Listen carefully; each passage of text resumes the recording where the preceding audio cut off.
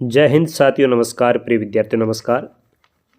कल एक क्लास जिसमें हमने काव्य गुणों के बारे में पढ़ा, आज हम पढ़ेंगे हिंदी साहित्य में शामिल मुख्य छंद और उनके कुछ प्रश्न जो रिक्त स्थान से संबंधित है। पहला प्रश्न है इसमें, अलंकार शब्द का शाब्दिक अर्थ क्या होता है? तो अलंकार शब्द का शाब्दिक अर्थ होता है आभूषण। अलंकार काव्य की बढ़ाते हैं तो खाली जगह में आप लिखोगे शोभा। काव्य की शोभा बढ़ाने वाले गुण धर्मों को कहते हैं, क्या कहते हैं? अलंकार। अलंकार मुख्य रूप से कितने प्रकार के होते हैं? 2 प्रकार के।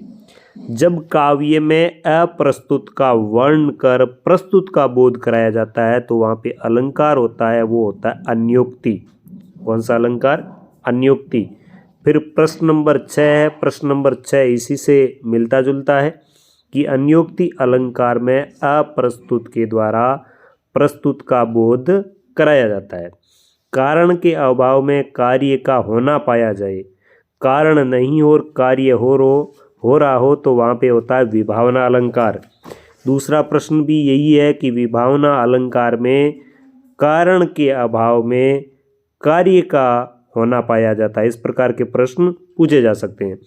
प्रश्न नंबर 9 है जो विभावना का उल्टा है, और यह प्रश्न कहता है कि जब काव्य में कारण के नहीं होते हुए भी कार्य होते बताया जाता है। हाँ तो ठीक है, ये विभावना है। कारण के अभाव में कार्य होता है। और एक अलंकार होता है आपके विशेषोक्ति, उसमें क्या होता है? उसमें कारण होता है लेकिन कार्य नहीं होता। तो देखिए प्रश्न नंबर 10वां कि जहाँ काव्य में कारण के होने पर भी कार्य न हो पा रहा हो तो वहाँ पे अलंकार होता है विशेषोक्ति। इन दोनों अलंकारों को आप देखें, एक में कारण के नहीं होने पर कार्य होता है, जैसे पद बिनु चले सुने बिनु काना, और एक ऐसा अलंकार है कि जिसमें कारण के होने पर भी कार्य नहीं होता, जैसे देखो दो दो मेघ बरसते मैं प्यासी की प्यासी। तो ये 2 उदाहरण हैं। कौन सा अलंकार किसका विपरीत है आप जरूर ध्यान रखें।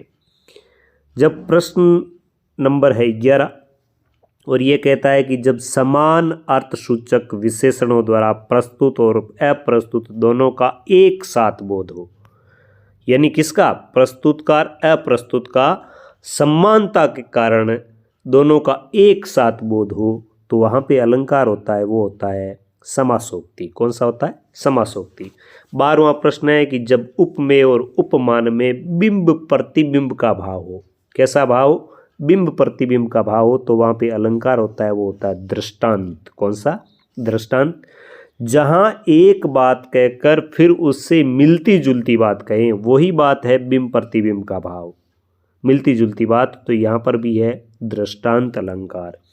जब काव्य में उपमान का तिरस्कार या अपमान किया जाए, उपमान का तिरस्कार या अपमान किया जाए, एक तरीके से कह सकते हैं कि उपमेय को श्रेष्ठ बताया जाता है और उपमान को हीन बताया जाता है। मतलब कह सकते हैं कि उपमान की तुलना उपमेय के साथ की जाती है, जबकि होना ये चाहिए कि उपमेय की तुलना उपमान के साथ करें। तो यहाँ पे अलंकार होगा, वो होगा आपके प्रतीप अलंकार। कौन सा? प्रतीप। प्रश्न नंबर 15 इसी से संबंधित, प्रतीप अलंकार किस अलंकार का विपरीत होता है? तो यहाँ पे आप लिखेंगे यमक।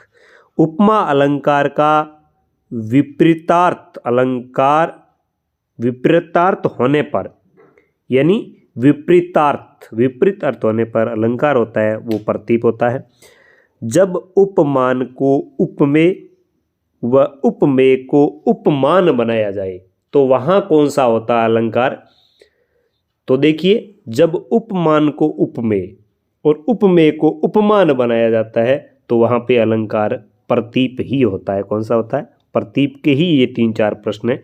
प्रश्न नंबर 18वां है कि जहाँ काव्य में उपमान की तुलना में एक बात ज़्यादा हो, जहाँ उपमेय में यानी उपमेय को श्रेष्ठ बता दिया जाए कोई विशेषता के कारण, जहाँ उपमेय में उपमान की तुलना में एक बात ज़्यादा हो।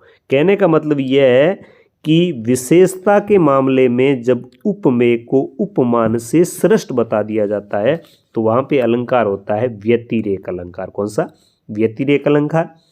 19वां प्रश्न है कि जब काव्य में प्राकृतिक क्रिया पर मानवीय आरोपण किया जाता है तो अलंकार कौन सा होता है? मानवीकरण, सीधी सी बात है।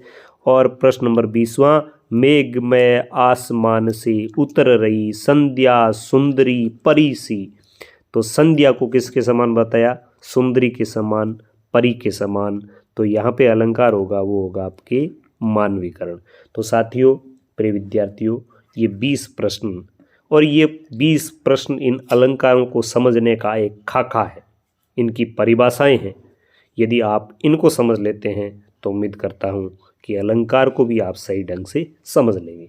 तो बताइए आपको ये वीडियो कैसा लगा, और हाँ, वीडियो को लाइक करके चैनल को सब्सक्राइब करना बिल्कुल नहीं भूलें। धन्यवाद। जय हिंद, जय भारत, वंदे मातरम।